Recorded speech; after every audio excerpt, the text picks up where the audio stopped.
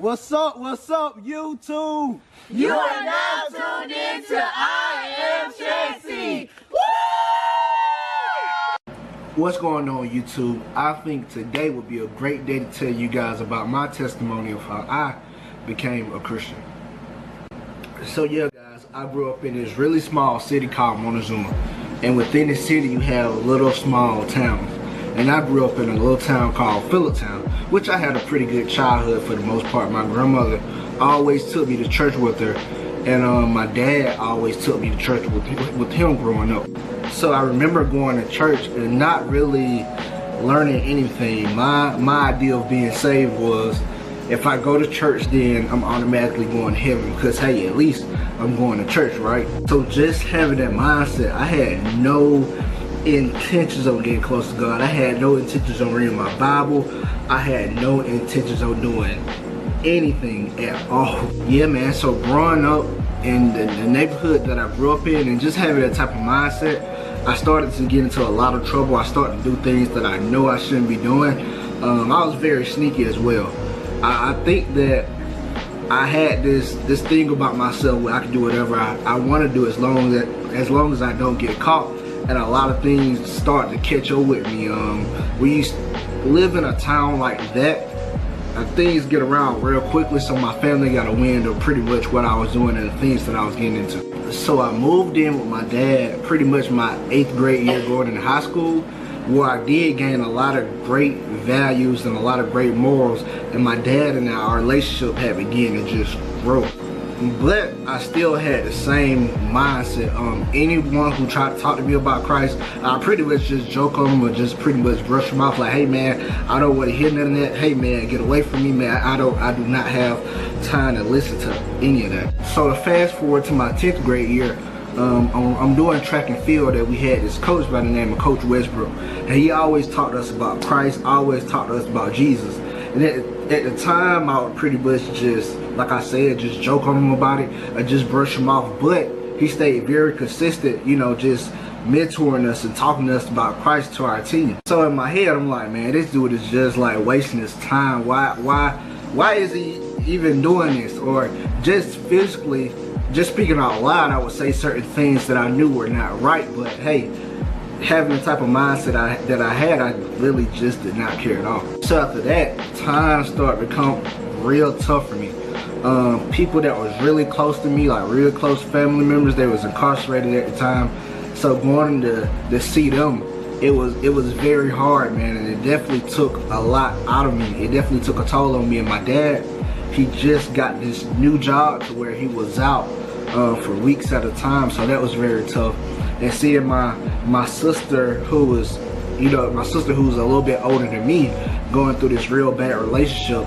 And even in school, I was going through a lot as well. So a lot of things was just really hitting hard, and I really didn't know how to take it or how to handle it. But something dramatic happened that definitely allowed me to make that decision. So this one specific day, my grandmother called. It was just me and my sister at the house.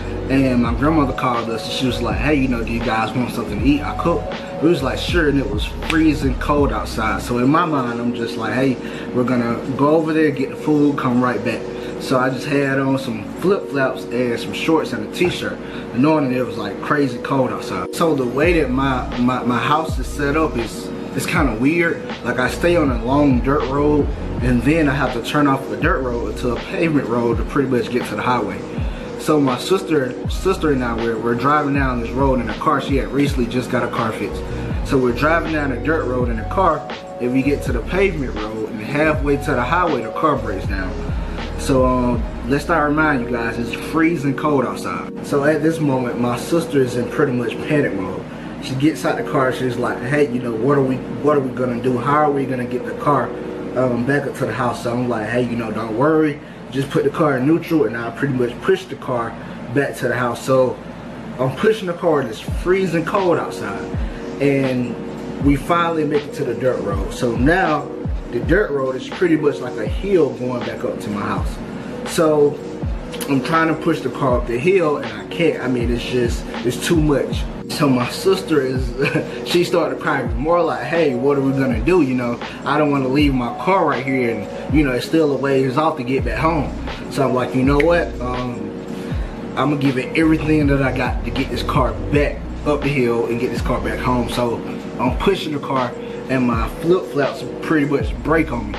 And the rocks and everything are pretty much scraping up my feet. So I'm like, you know what? I'm gonna still get this car home. So I'm pushing the car, and lo and behold, I get the car home. So we get home and she gets out the car. She, you know, she's happy, but she's very sad at the same time. And everything's just starting to hit hard, man. Just seeing my family go through certain things and seeing her go through certain things, and just thinking about everything that my coach taught us about, everything that he was, you know, pretty much preaching us about the gospel, about who Christ is, about who Jesus is. And I definitely needed it in that moment. So I went inside my room and I just got on my knees and I just started praying. You know, I never, actually that was my first time actually praying.